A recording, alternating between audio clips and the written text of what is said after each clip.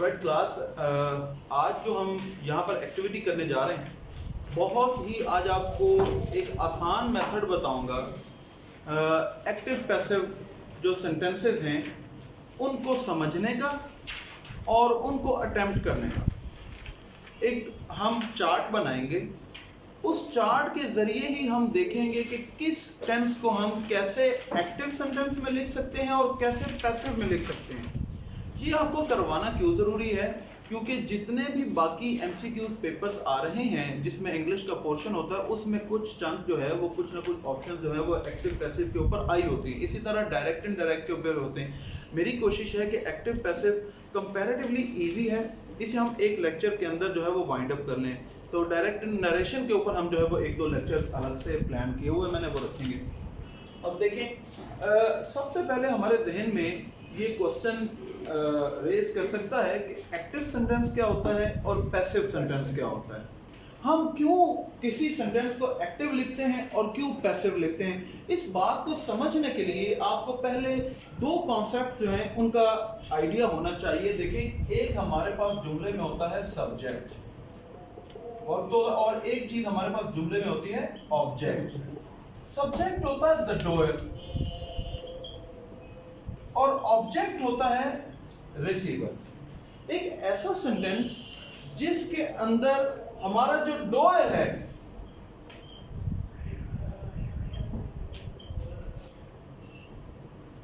ये इन्फ्लुएंस करता है एक डायरेक्ट एक्शन को। काम, जैसे नाम पता चल रहा है ना कि काम करने वाला, इसका मतलब है कि वो डायरेक्टली कोई काम कर रहा है। तो ऐसे सेंटेंसेस जिसमें सब्जेक्ट के साथ एक डायरेक्ट जो है वो वर्ब जुड़ा होता है, आप ये कह सकते हैं कि वो डायरेक्टली एक एक्शन परफॉर्म कर रहा होता है, वो बेसिकली सेंटेंसेस होते हैं एक्टिव सेंटेंसेस। अब हम एक्टिव सेंटेंसेस क्यों लिखते हैं?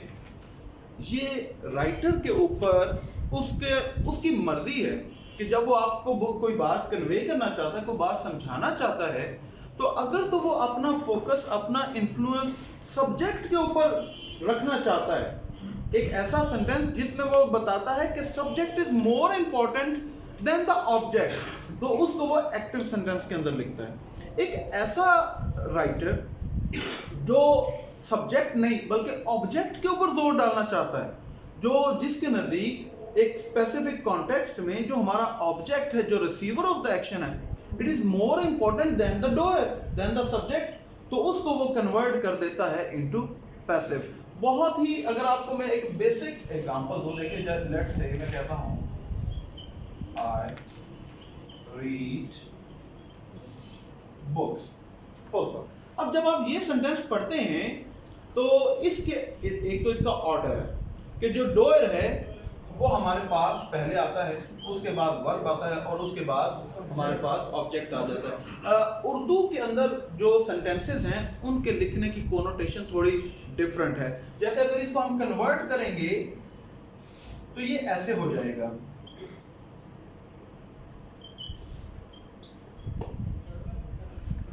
इसके अंदर देखिए सब्जेक्ट हमारे पास पहले आ गया और उसके बाद हमारे पास ऑब्जेक्ट है और वर्ब जो है ये हमारे पास एंड पे चला जाता है। लेकिन जब हमें इसको कन्वर्ट करना है इनटू इंग्लिश तो फिर हमारा जो ऑर्डर है वो चेंज हो जाता है। सब्जेक्ट जो है वो पहले नंबर पर आ जाता है, वर्ब जो है उसके बाद दूसरे नंबर पर, और ऑब्जेक्ट जो है it comes at the end of the sentence.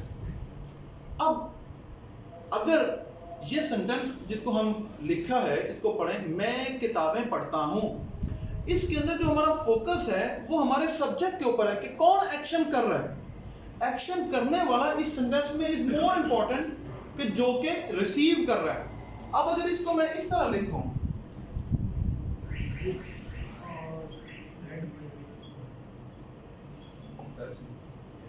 हाँ ये पैसिव तो हो गया है, लेकिन मुझे ये पैसिव लिखने की क्यों जरूरत पड़ेगी?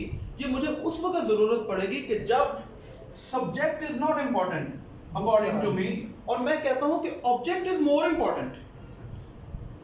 तो जब मेरे नजदीक एक ऑब्जेक्ट इंपॉर्टेंट है और मैं सेंटेंस में उसके ऊपर फोकस करना चाहता हूं तो मैं उसको पैसिव सेंटेंस के अंदर लिख दूं। एक तो ये चीज। दूसरी चीज, पैसिव वॉइस के अंदर समटाइम्स सब्जेक्ट इज अननोन, हमें पता ही नहीं होता। जैसे देखें द डोर वॉज लॉक्ड, दरवाजा बंद था। अंग्रेजी जुबान के अंदर ज्यादातर सेंटेंसेस पैसिव लिखे होते हैं।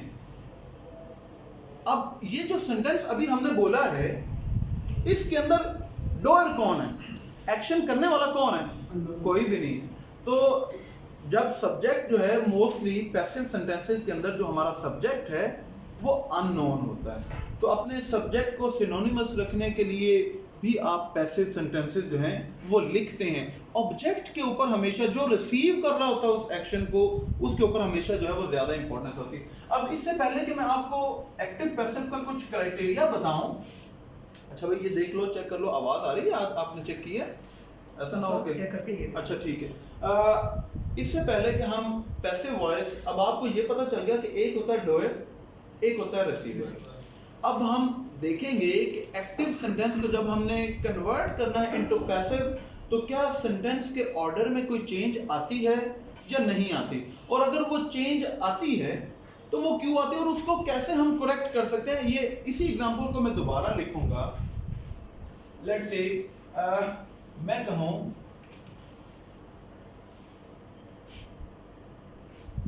असलम टॉक्स चले, अच्छा चले, मैं पहले आपसे ये पूछ, अच्छा आपके पास ये एक सेंटेंस आ गया, इसके अंदर Aslam talks too much, Aslam बहुत ज्यादा बातें करता है। इसके अंदर बातें करने वाला कौन है? असलम है ना। डोर कौन है? असलम है। एक्शन क्या हो रहा है? ये एक्शन रिसीव कौन कर रहा है? कोई भी नहीं। तो इसका पैसिव कैसे बनेगा फिर? हाँ, मैं अब आपको चले समझा दूं। अच्छा हुआ आपने ये बोल दिया। देखें हमारे पास जो वर्ब है ना, जो वर्ब होता है वो दो टाइप्स का होता है। कौन कौन सी?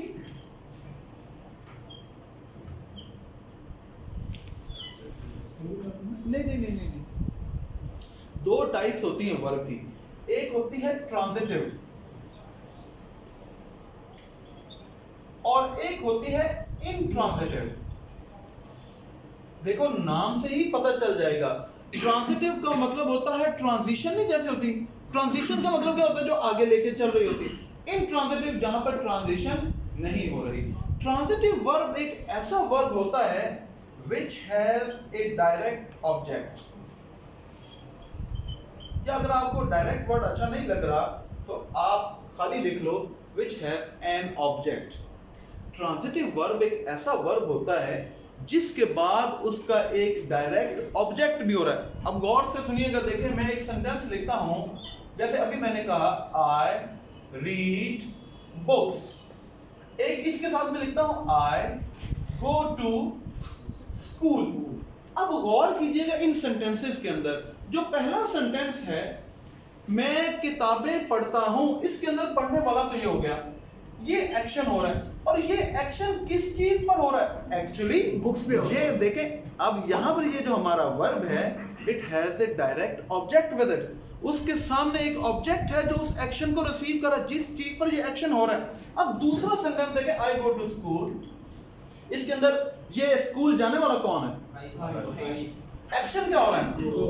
लेकिन ये जो टू स्कूल है ये हमारा डायरेक्ट ऑब्जेक्ट नहीं है। क्यों नहीं है? बीच में टू आ गया। अच्छा जी टू आ गया तो नहीं बेटा,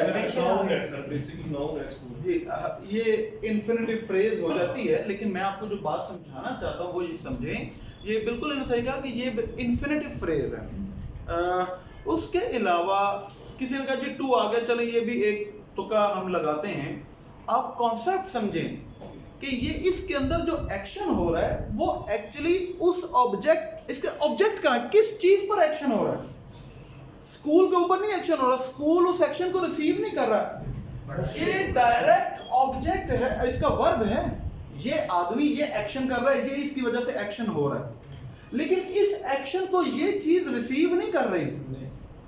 जैसा कि किताब आपके पास मौजूद है और वो उस एक्शन को रिसीव कर रही जिस चीज पर एक्शन हो रहा है। तो ऐसे वर्ब जिनका एक डायरेक्ट ऑब्जेक्ट मौजूद हो उसे कहते हैं ट्रांजिटिव वर्ब। ऐसे वर्ब जिनका कोई डायरेक्ट ऑब्जेक्ट मौजूद ना हो या जिनके पास ऑब्जेक्ट हो ही ना, उसे कहते हैं इंटरनल। तो इसे हम कह सकते हैं कि वर्ब विद नो ऑब्जेक्ट। जैसे देखिए, लेट्स से मैं कहता हूं she laughed, we talked। अब इसके अंदर she laughed, वो मुस्कुराई, इसके अंदर देखें मुस्कुराने वाला कौन है? ये डोयर है ना। एक्शन क्या हो रहा है? ये एक्शन हो रहा है। इसके अंदर बातें करने वाला कौन है? हमारे पास डोयर है, लेकिन इन एक्शंस के रिसीवर पे जरा नहीं। तो ऐसे सेंटेंसेस का पैसिव नहीं बन सकता। अब मैं आपको, चल अच्छा किया आपने पूछ लिया, अब आगे चलते हैं। जो चीज मैं आपको समझाना चाहता था कि देखें, अगर आप सिंपल डेफिनेशन लिखना चाहें तो इस आप कहें कि the object of the active sentence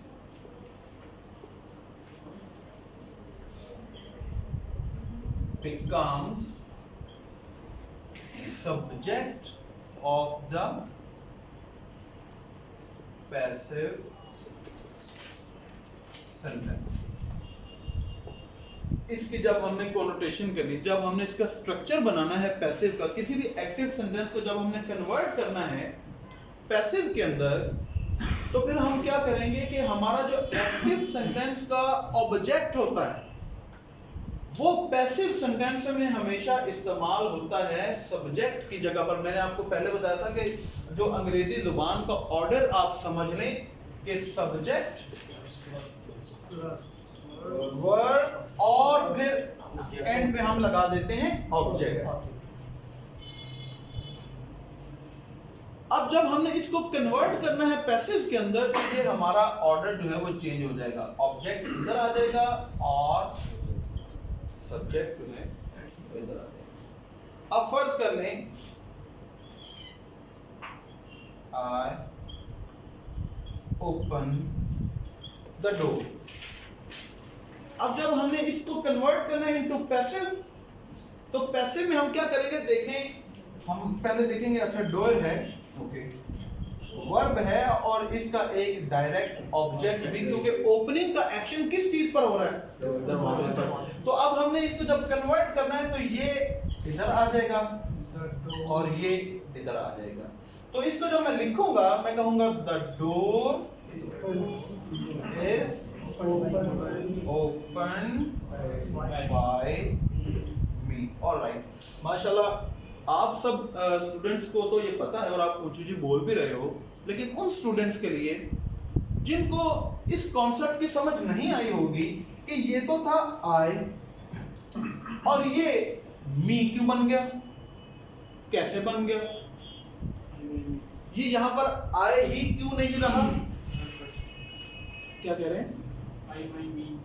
yes, उन स्टूडेंट्स के, अगर आप में से यहाँ पर जो स्टूडेंट्स बैठे हैं, अगर किसी को कंफ्यूजन है या वो जो बच्चे जो हमें यूट्यूब पर देख रहे हैं, उनके लिए मैं आपको थोड़ा सा गाइड कर दूं। देखिए यहाँ पर ये जो आए है एज ए सब्जेक्ट जो हमने यूज किया है, ये बेसिकली एक प्रोनाउन है। तो प्रोनाउन की डिफरेंट केसेस होती हैं। अब आप पूछ सकते हैं कि प्रोनाउन क्या होता है। आपको तो कुछ नहीं पूछना चाहिए। क्यों नहीं पूछना चाहिए? क्योंकि लास्ट हमारे लेक्चर में हमने प्रोनाउन जो है उसके ऊपर डिस्कस भी किया था, मैंने आपको समझाया भी था। याद है वो जो चार्ट बनाया था? देखिए, यस। तो प्रोनाउन की डिफरेंट जो है वो केसेस हैं। जैसे एक है सब्जेक्टिव केस, एक है इसकी पोजेसिव एडजेक्टिव केस, एक है इसकी ऑब्जेक्टिव। मैं अभी यहाँ पर डिटेल में नहीं जाऊंगा पोजेसिव प्रोनाउन, क्योंकि आप वो समझ चुके हैं, आपको पता है। अब देखिए हमारे पास ये फर्स्ट पर्सन सिंगुलर प्रोनाउन है आई, फिर है वोई प्लूरल, सेकंड में आ जाता है यू, और फिर ही, शी, इट और दे, और आगे जो भी नेम्स वो तो। अब देखिए इन प्रोनाउन को जब हम यहाँ पर लिख रहे हैं कि सब्जेक्टिव केस, इट मींस कि ये प्रोनाउन जब भी जुमले के अंदर एज ए सब्जेक्ट इस्तेमाल होंगे, एज ए डोयर इस्तेमाल होंगे, तो ये इस तरह इस्तेमाल होंगे कि फर्स्ट पर्सन सिंगुलर अगर आपने यूज करना है तो फिर आप सब्जेक्ट के तौर पर वहां पर आई ही लिखोगे। अगर फर्स्ट पर्सन की आपने पोजेशन शो करनी है, इसको यूज एज ऑब्जेक्टिव एडजेक्टिव करना है, तो फिर ये माय बन जाता है। और अगर आपने फर्स्ट पर्सन सिंगुलर को जुमले में एज एन ऑब्जेक्ट यूज करना है, तो फिर ये आई नहीं बनेगा, ये माय नहीं बनेगा, ये बनेगा मी। अब आपको पता चल गया कि जब हमने आय को, जो हमारा सब्जेक्ट था, उसको उठा के ऑब्जेक्ट की जगह पर ले गए, तो वो फिर हमारा आय नहीं रहेगा, वो फिर हमारी ऑब्जेक्टिव केस ही वहां पर इस्तेमाल की जाएगी। इसी तरह बाकी चार्ट भी जो है वो आप फुलफिल कर सकते हैं। शाबाश, आप मुझे गाइड भी कर सकते हैं। यस, अब नहीं बेटा नहीं, वो पोजेसिव प्रोनाउन बन जाएगा योर्स, यू, योर, यू। अब इसका मतलब है कि ये जो हमारा सेकंड पर्सन है, ये जुमले में जब एज सब्जेक्ट और एज ऑब्जेक्ट आएगा तो इसके अंदर फिर चेंज नहीं आएगा, ये वैसे का वैसे ही रहेगा। शाबाश।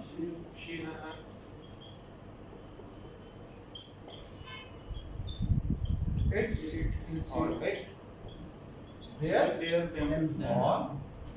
और जो नेम्स हैं दे डोंट चेंज। जैसे बुक्स, तो बुक्स ही रहेंगी, अहमद अहमद ही रहेगा।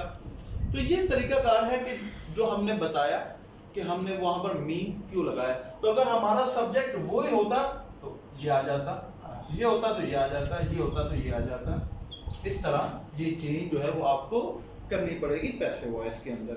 अब इसके मैं चाह रहा था सर कि स्ट्रक्चर के हवाले से भी कुछ बात कर लें, लेकिन इंशाल्लाह आई फील कि नेक्स्ट लेक्चर में इसको हम ज़्यादा अच्छे तरीके से डिस्कस कर सकेंगे। अभी we don't have enough time कि हम उसको क्विकली